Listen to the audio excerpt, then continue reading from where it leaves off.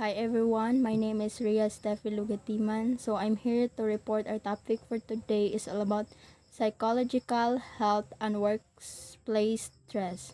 So introduction. Workplace stress has become a major concern as it impacts employees' psychological health and overall productivity. Factors like high workloads, job insecurities, and poor work-life balance contribute to stress, affecting both personal well-being and job performance. Addressing work stress and implementing mental health programs can help create healthier work environment. So, ang kaning pagka-stress sa trabaho nahimo kani og dako kabalaka sa kanang or concern sa mga workers tungod kay naka-affect man ni sa ilahang trabaho.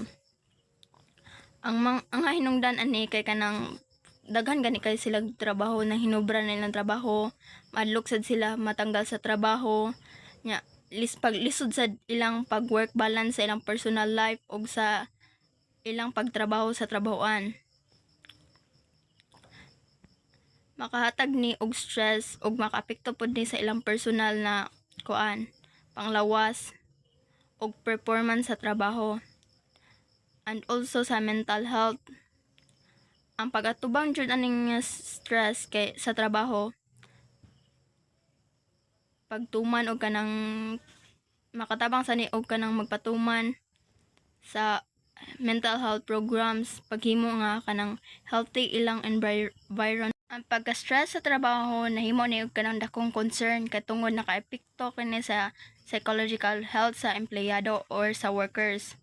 Ang mga hinungdan ani kay kanang over ra ilang trabaho or daghan na kay ilang trabaho nga gihatag nya mahalok sad sila na matangtang sa trabaho nya lisod pag-balance ang ilang work life sa personal life o sa ilang trabahoan. Makahatag og stress ug makaapekto kani sa ilang personal na panglawas sa ilang performance sa trabaho. Ang pag-atubang sa stress sa trabaho o pagpatuman sa kanang mental health programs makatabang po ni sa paghimo nga healthy ang ilang environment sa ilang trabahoan. So kani nga mga stress makadala po ni og mental health issues sama nga kanang init na kay kag-ulo, kabalaka, nya ma-depress na pod. So daghang kampanya karon na patuman og or nagpa-implement og naghimog program para suportaan ang mental health sa mga workers or empleyado. So next kay job insecurity. Kanang mahadlok ka nga matanggong sa trabaho.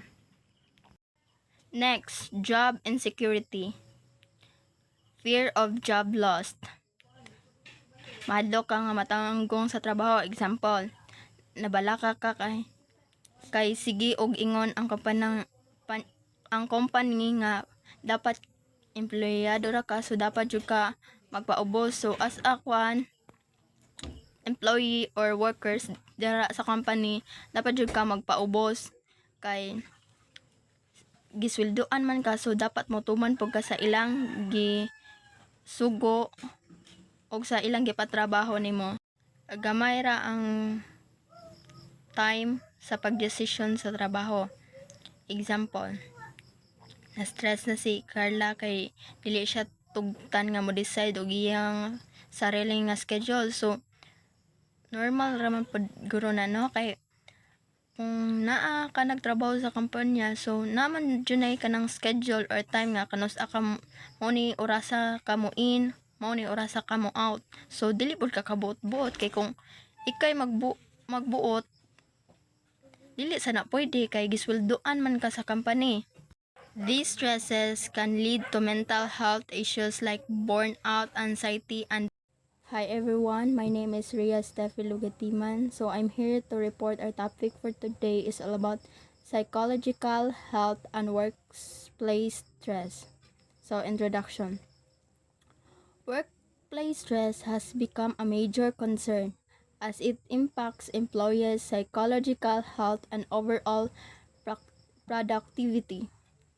Factors like high workloads, job insecurities, and poor work-life balance contribute to stress, affecting both personal well-being and job performance. Addressing work stress and implementing mental health programs can help create healthier work environment. So, ang kaning pagka-stress sa trabaho nahimo kani og dako kabalaka sa kanang or concern sa mga workers. Tungod kay naka-affect man ni sa ilahang trabaho.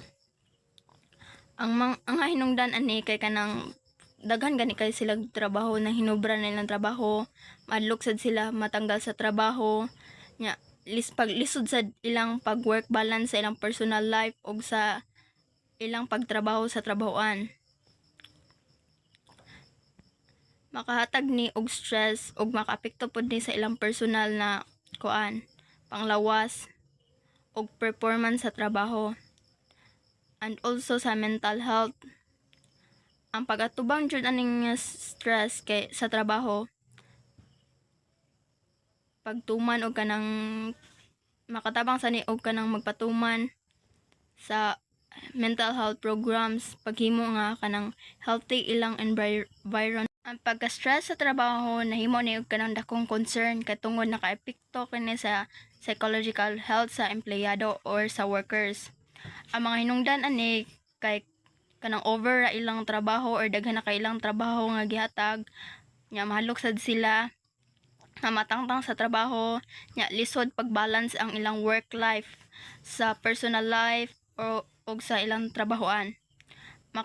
Makahatag og stress ug makaapekto kani sa ilang personal na panglawas sa ilang performance sa trabaho.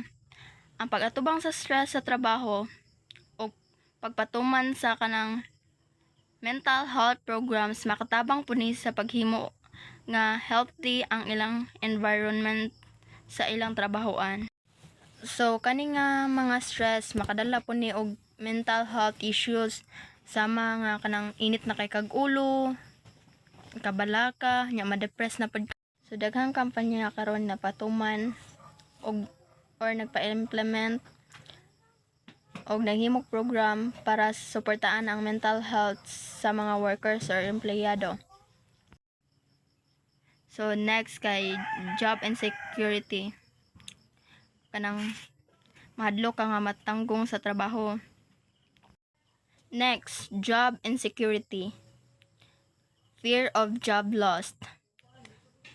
Mahadlok ka nga matanggong sa trabaho. Example, nabalaka ka kay sige og ingon ang company nga dapat empleyado ra ka so dapat jud ka magpaubos. So as a employee or workers dira sa company dapat jud ka magpaubos kay gisweldoan man ka so dapat motuman pug ka sa ilang gisugo og sa ilang gipatrabaho nimo.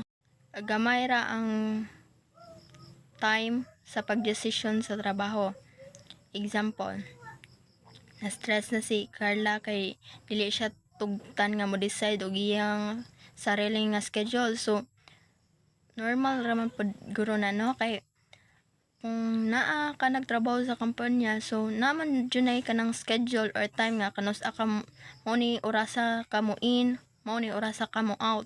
So dili pud ka kabuot-buot kay kung ikay magbuot dili sana pwede kay gisweldoan man ka sa company. These stresses can lead to mental health issues like burnout, anxiety, and lack of control. So lisod pagbalance sa personal of professional nga life. So example, si Jenny kay galisod na siya og balance sa iyang work og paatiman sa iyang pamilya og mag-focus siya sa pag-atiman sa iyang pamilya. Mawad-an pud siya og work og ari pud siya mag-focus sa work, mawad-an na pud og attention ang iyang mga pamilya sa iya kay layo naman dito naman siya ga focus sa iyang trabaho malayo na gani ang buot sa iyang mga anak baron or partner sa wellness programs, mga activities like yoga. Kay poor work-life balance. Join ka sa yoga or program sa kampanya para ma-relax pud ka. Ilang ka kay sige pungko sa imong office. Flexible work arrangement. Remote work to flexible nga schedule, like nalipay ka kay allow ka nga mo work from home bisag duha lang ka adlaw or isa ka adlaw sa isa ka semana. So as a worker malipay jud ka kay makuyog man sa nimo imong family or makita nimo nya mahuman ka sa imong trabaho. Na jud kay time sa ilaha nya maka-save pod ka og time kay dili naman ka mo mataog sayo para maligo nya mo kuan pa jud sanay tawag ani mo mag-commute, so kalas naman kay na og time, so makasave po ni og time. Flexible work arrangement option like remote work of flexible hours. So kani nga mga stress makadala po ni og mental health issues sama nga kanang init na kay kag-ulo, kabalaka nya ma-depress na pud. Violence and harassment in the workplace. Workplace violence and harassment, including bullying and discrimination, contribute to significant stress. So, ang violence and harassment is dili maayo para sa usa ka kanang workplace kay kanang manakit na ka, kanang mga dilok, kanang bully is makadungag na siya og stress sa usa ka empleyado.